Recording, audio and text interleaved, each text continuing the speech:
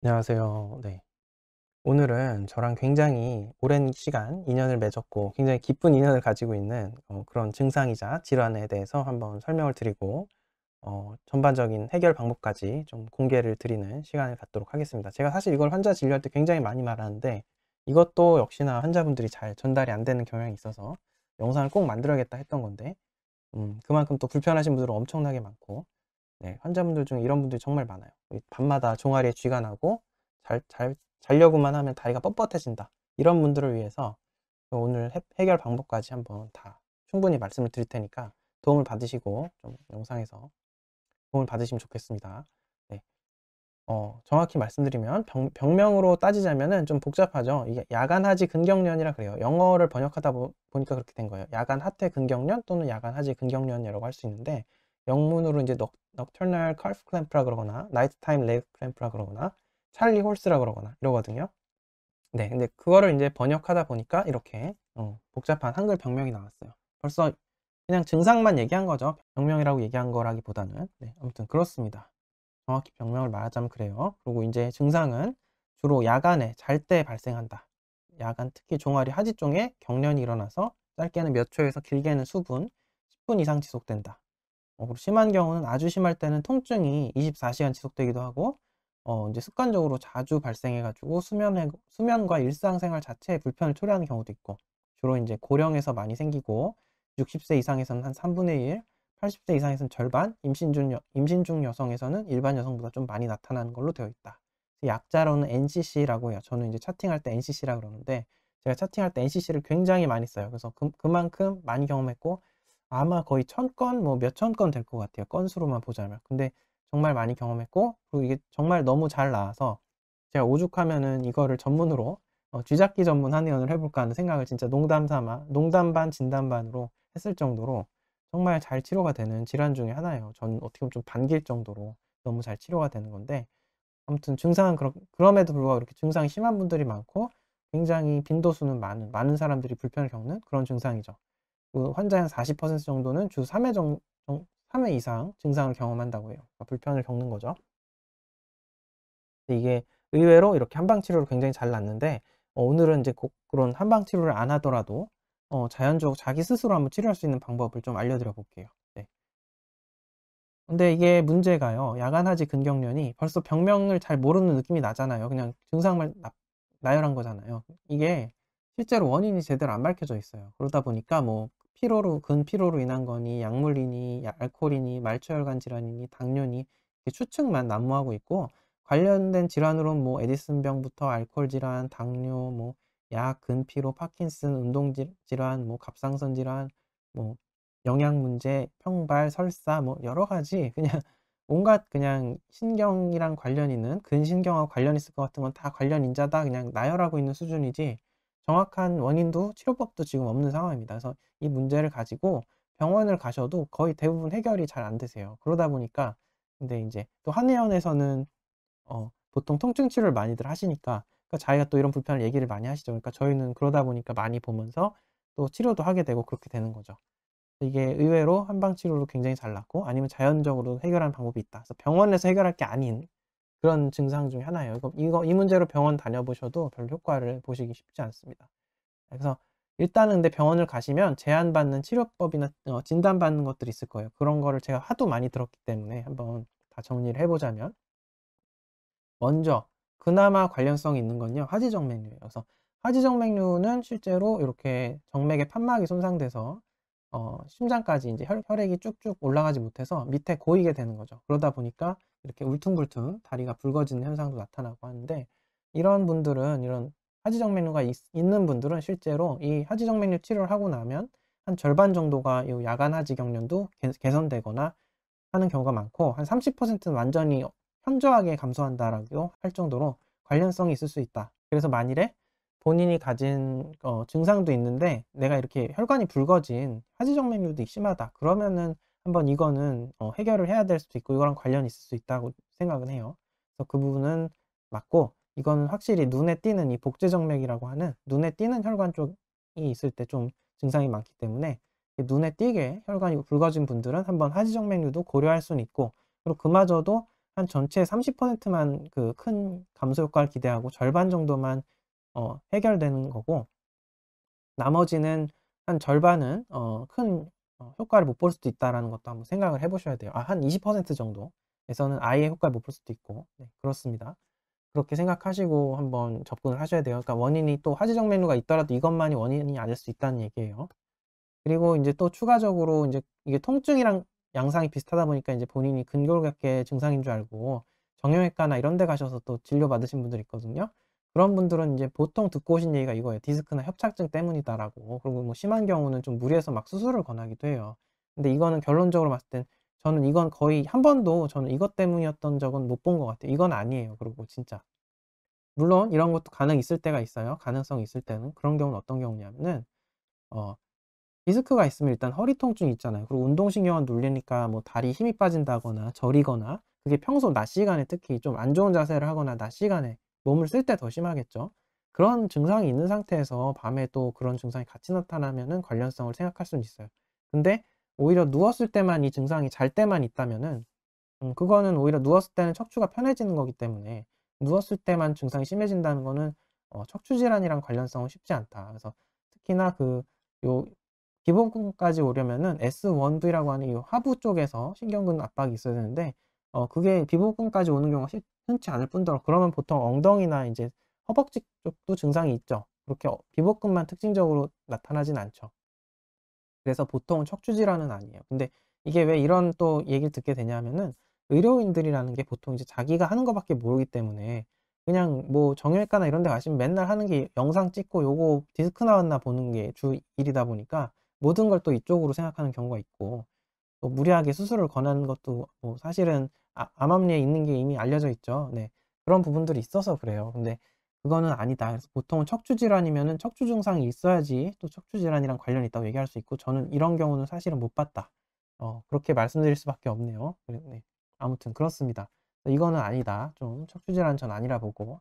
그다음에 인제 또 들으신 얘기가 종아리 근육통 때문이다 하면서 인제 뭐 물리치료 받으라 그러고 마사지 받으라고 도수 치료 받으라고 그럴 수 있어요. 근데 근육이 뭉쳐서 그런 건 일단 또 이것도 거의 아니에요. 그러면은 낮 시간에 증상이 있거나 쓸 때 많이 있겠죠. 근데 이거는 특징적으로 잘 때만 증상이 있단 말이에요.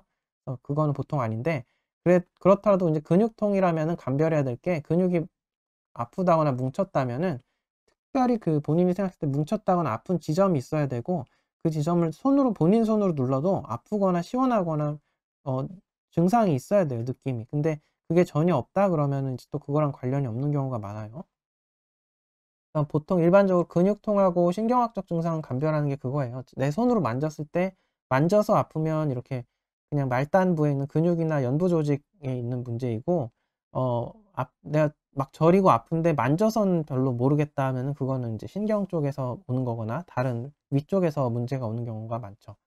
아무튼 그렇습니다. 그래서 근육통도 아닌 경우가 많다. 그럼에도 불구하고 뭐 장시간 서서 일을 한다거나 하는 경우는 이게 겹쳐서 나타나는 경우도 있어요. 예, 저도 이런 경우를 많이 보고, 이럴 때는 같이 종아리나 근육 쪽 문제도 치료를 해 줘야 될 수가 있는데, 아무튼 보통은 근데 또 이게 아닌 경우가 많습니다.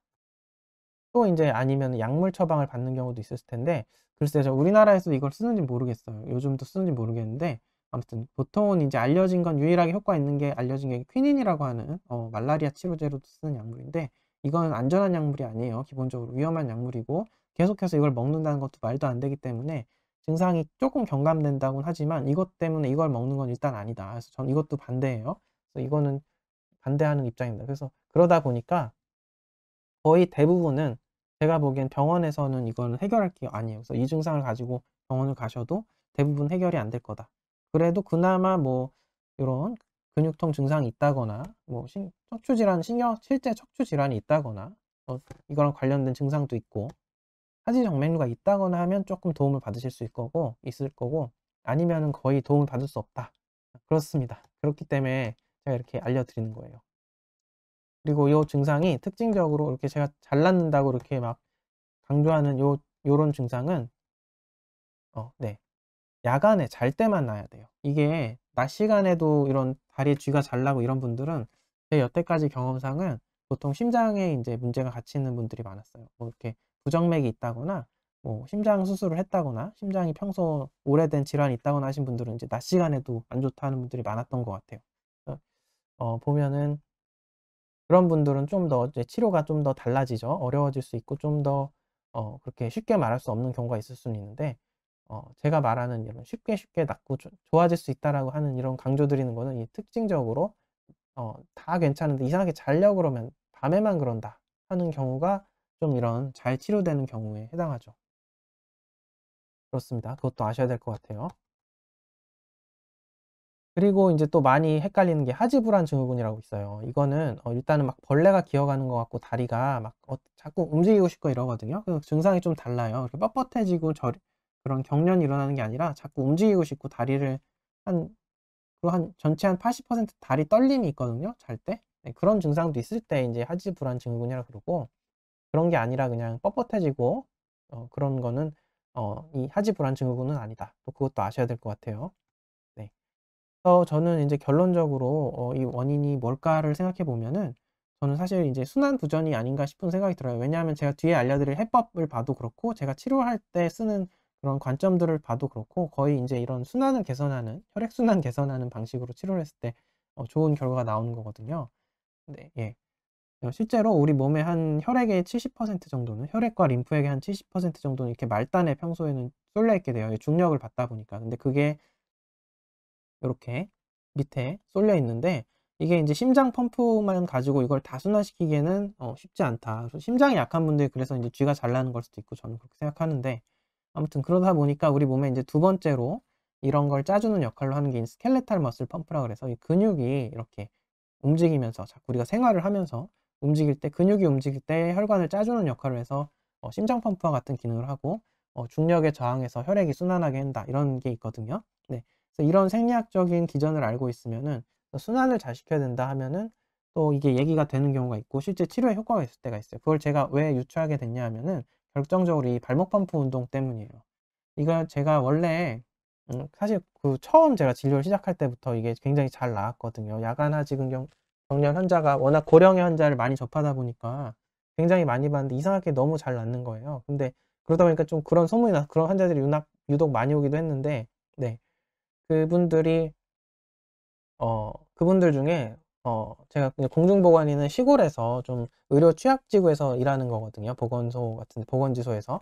그분들 중에서 무이촌, 거의 무인도에서 오신 분이 계셨어요. 그래서 한 달에 한 번 정도 겨우 인제 육지로 나오시는 분이었는데, 그분이 인제 배를 타고 오셔서 저한테 진료받았는데 얘기를 들어보니까 이게 진료를 받으러 오시기가 너무 어렵더라고요. 뭐 한 두 달에 한 번, 한 달에 한 번 오실 수 있으면 다행인 그런 상황이어서, 제가 그래서 그때 이 발목 펌프 운동이라는 걸 알려드렸어요. 그래서 이 운동을 하시고 그분이 한 몇 달 후에 저를 또 뵀는데, 이후로 너무 고맙다고 막 선물까지 사 들고 오셨는데, 이후로 전혀 이런 자기가 몇십 년 동안이 잘 때마다 쥐가 났었는데 그게 전혀 없다는 거예요. 그러면서 너무 고맙다고 얘기하셨던 게 아직도 기억이 나요. 그래서 제가 인제 그때 '아, 이게 효과가 있구나.' 하는 걸 알고 이게 다리 쥐 난다 하는 분들, 잘 때만 되면 쥐 난다는 분들 이걸 꼭 알려드리죠. 근데 이거 시행한 분은 거의 또 못 봤어요. 또 워낙 치료가 잘 돼서 그런 것도 있는데 좀 이제 이런 게 귀찮아서 안 하시는 분들도 있고, 몰라서 자기 스스로 노력하는 걸 잘 안 하려고 그러죠, 좀 환자분들이 보통. 아무튼 근데 이게 본인 스스로 고칠 수 있는 경우가 많을 수도 있다. 이게 그냥 그분을 보고 생각을 했거든요. 그래서 결론적으로 인제 해법으로 제가 여러분한테 꼭 병원을 안 가더라도 어차피 병원에서 해결된 게 아니니까 제시할 수 있는 게 발목 펌프 운동이라는 건데, 이런 통나무 같은 걸 이용해서 발목에다 대고요.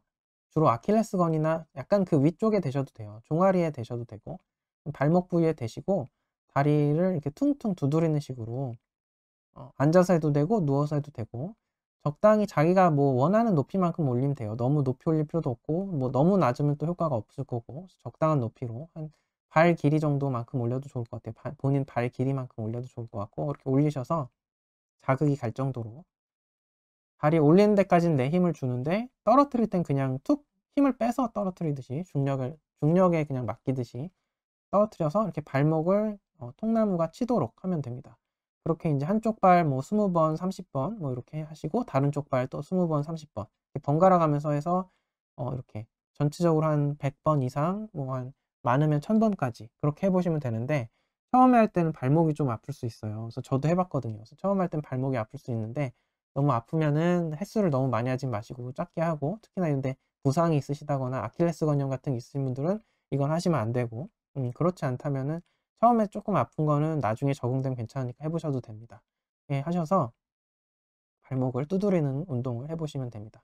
절대 중요한 게 내릴 때 힘 줘서 내리는, 내가 의지를 가지고 두드리는 게 아니라 그냥 툭 내려놓으셔야 돼요. 약간의 사실은 자세 유지를 하다 보니까 약간의 힘은 들어가는데 이렇게 찍어 누르는 건 아니라는 거예요, 어쨌든. 툭 내려놓으시면 됩니다. 툭 내려놓으신 형식으로 양발 교대하면서 한 전체적으로 100번에서 한 1000번까지 해 보시면 좋고, 첫날에는 무리하지 말고 한 100번 정도만 해 보시고 다음 날엔 조금씩 횟수를 늘려서 150번, 200번 차츰차츰 횟수를 늘려서 뭐 많이 할수록 좋아요. 뭐 10,000번까지 하면 전 좋다고 봐요. 그래서 뭐 1000번, 10,000번. 10,000번은 너무 많네요. 한 1000번? 너무 많이 하면 또 멍들 수도 있겠죠. 너무 아프지 않은 선에서 하시면 되고, 뭐 이쪽 횟수를 30번 하고 반대쪽 30번 하고, 아니면 이쪽 횟수를 10번 하고 반대쪽 10번, 이런 거 다 상관없습니다. 뭐 5번씩 하든 3번씩 하든 뭐 10번씩 하든 상관없고, 전체적으로 어쨌든 한 100번에서 한 1000번 사이로 해주시면 좋겠다. 시간으로는 한 길게는 한 30분까지 TV 보시면서 하시면 되잖아요. TV 보면서 하든지 자기 전에 누워서 간단히 하시든지 하면은 굉장히 허벅지 운동도 되고 땀도 나고 힘들고 그럴 거예요. 근데 하시면은 아마 그분처럼 제 생각에는 아마 다리 쥐나는 것도 없지 않을까 생각을 해요. 그래서 한번 기회가 되시면은 이런 거 해보시고, 또 정 안 되면은 이게 의외로 저도 이유는 정확히 모르겠는데 한방 치료를 굉장히 잘 나아요, 이상하게. 그래서 이런 걸 또 노하우가 있는 분들한테는 또 치료를 받으신다면 한방 치료에서 도움을 받을 수 있다. 이게 한방이 문제가, 이게 사람 손을 많이 타잖아요. 워낙 술기가 다양하기 때문에 수술도 그렇고, 사실 모든 사람 술기가 좀 역할을 하는 치료들은 어쩔 수 없이 좀 술자의 차이가 날 수 있어요. 그래서 모든 한의사는 사실 자기만의 주특기가 다 있거든요. 그래서 그런 거를 좀 잘하시는 분이 있을 수도 있고, 또 잘 의외로 치료가 잘 안 되시는 분도 있을 수 있고 그렇거든요.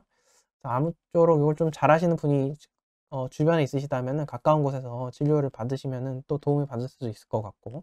네, 그렇습니다. 의외로 또 한방 치료로 잘 낫는 경우가 있으니까 이런 걸로 해도 안 나으면 한번 한방 치료도 생각을 해보셔도 좋을 것 같아요. 요렇게 활용을 해보시라 하는 거죠. 일단 이거 해보시면 아마 저는 이것만 해도 거의 다 되지 않을까 생각이 드는데, 제가 많은 분들을 이거를 하는 걸 보진 못했으니까 또 그건 또 말씀드리기 어렵네요. 발목이 너무 아프다면 이렇게 수건을 깔아 주시면 좋고요.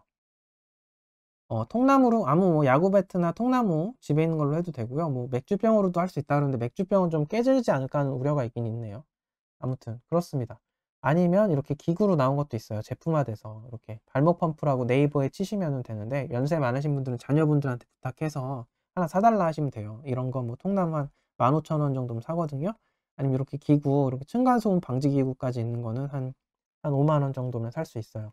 이거는 저희 집은 사실 저는 이거 두 개 다 해봤거든요. 근데 이제 층간소음 때문에 이거 사서 했는데, 이것도 층간소음이 또 문제가 되더라고요. 그래서 이거 하실 때는 주의할 게, 밑에 이것만 믿지 마시고, 또 밤에 하잖아요. 주로 야간에 하니까 이렇게 여기 뭐 까는 거를 깔아서 층간소음이 안 나게 좀 완충작용을 잘 해놓고 하셔야 될 것 같아요. 네, 그것 좀 주의하셔야 돼요. 특히 맞아요. 층간소음 잘못하면 저희도 이제 처음에 했을 때 층간소음 문제가 있었던 기억이 납니다. 네, 그렇게 해보시면 좋을 것 같고, 자기 전이나 주무시기 전 뭐 몇 시간이나 몇십 분 전에 한번 해보시면 좋을 것 같습니다. 발목 펌프 운동을 통해서 이게 병원에서도 안 되는 게 해결될 수도 있다. 실제로 뭐 이런 연구도 있어요. 수술실 간호사 선생님들로 대표되는 오래 서서 일하는 분들이 발목 펌프 운동을 했더니 하지 부종이나 하지 통증이 개선되더라 라는 얘기가 있고, 이게 원래 발목 펌프 운동이 단지 이런 다리 부종 개선하고 혈액순환 개선만으로 나온 게 아니라, 뭐 불면증도 잡아주고 아침에 쾌변을 보게 해주고, 몸에 뭐 당뇨도 고친다고 막 전신에 모든 치료를 한다라고 할 정도로 자연요법으로 막 나왔던 거예요. 그래서 실제로 해보시면 이제 그런 효과도 부수적으로 볼 수도 있어요. 저도 사실은 해봤는데 효과가 있어요, 사실은. 이 니시요법이라고 하는 또 동양의 오래된 자연요법에서도 요즘 적극적으로 권하고 있거든요. 네. 그러니까 한번 해보셔도 좋을 것 같습니다.